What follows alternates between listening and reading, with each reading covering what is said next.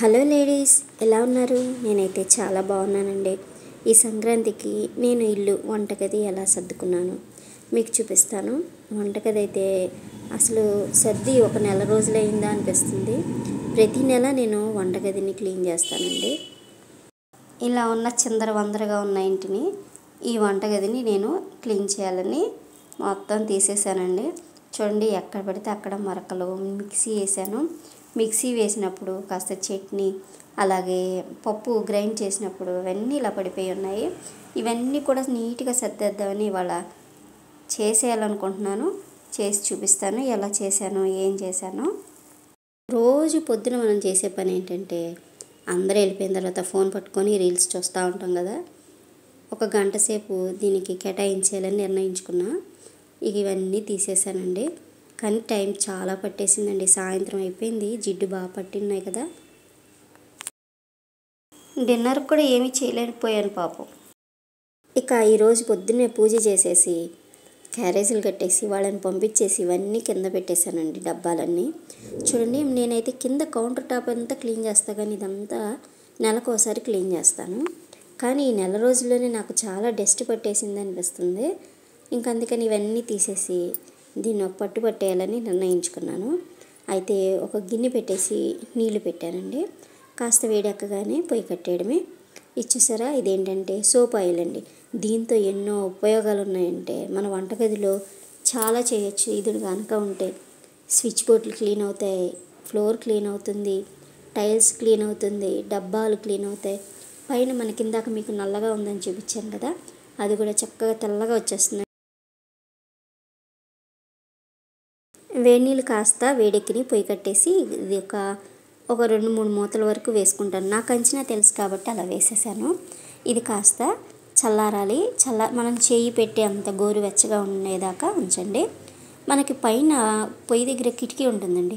కిటికీ కూడా నల్లగా అయిపోతుంది, అది కూడా క్లీన్ అయిపోతుందండి దీంతో. అలాగే మనకి మిక్సీ కానీ ఓవెన్ కానీ ఏదైనా పైన మనం తుడుచుకోవచ్చు. నేను ఈ డబ్బాలన్నీ షింక్లో వేసి తోమేమనుకోండి తోమలేము. అందుకనే తీసుకెళ్ళి పక్కన వైపు, అంటే మా ఉత్తర గుమ్మం వైపు ఒక సందు ఉంటుంది, అక్కడ వేసేసాను. చూడండి, ఈ విధంగా అన్నీ వేసేసుకొని పంపు పెట్టేసుకొని చక్కగా తోమేసుకోవాలని నిర్ణయించుకున్నాను. ఇక తోమడం మొదలుపెట్టాను. ఈ లాస్ట్లో తోముకున్నానండి. ముందు ఫస్ట్ వంటగది అంతా సర్దేశాను. అవి లాస్ట్లో కడిగేసి పక్కన పెట్టుకున్న, సరుకులు తెచ్చిన తర్వాత సర్దొచ్చు కదా అని. ఇక ఇవి ఇలా పెట్టానండి. మనకి చేతికి అందుబాటులో ఉండేలాగా గ్లాసులు కానీ కప్పులు కానీ ఇలాంటి బౌల్స్ కానీ, ఈ బౌల్స్ చూసారా, ఇవన్నీ కూడా ఇలా పెట్టేశాను. ఇక ఈ డబ్బాలు కడిగేసి తుడిసేసి ఇలా సర్దేశానండి. నాకైతే ఇవన్నీ చేసేసరికి చాలా టైం అయింది. కాకపోతే ఇవి నెలలా చేసుకునే పనులు కొన్ని ఉంటాయి కదా, వాటితో పాటు ఇవన్నీ చేసేస్తే మనకు అంత పని ఉండదు. ఇక ఇటువైపు ఉండవలసినవి ఇవన్నీ తీసి ఇటువైపు పెట్టాను. కాస్త మారిస్తే వంటగది లుక్ బాగుంటుంది కదా, ఒకేలా ఉంటుంది కదా అని కాస్త ఇటు నుంచి అటు, అటు నుంచి ఇటు తిప్పేశాను.